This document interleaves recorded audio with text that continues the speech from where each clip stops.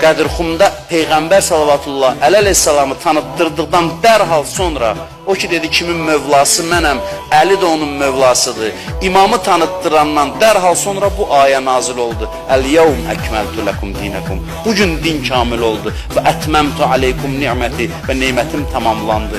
Və rəzitu ləkumul İslamə dinən.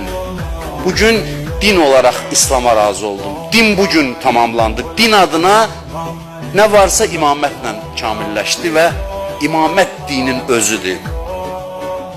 Sonra bilirsiniz nə deyir? Deyir ki, da düşməndən qorxmuyor. Düşməndən qorxmuyor. Niyə görə? Çünki artıq imam tanıtdırılıb. Cəmiyyət imama sarılsa düşmən istəyə bilməz. Bu da Quran ayəsidir. Əl-yevm yəisəllədinə kəfəru min dinikum fələ təxşəvhum vəxşəvni. Bugün kafirlər sizin dininizdən məyus oldular. Sizə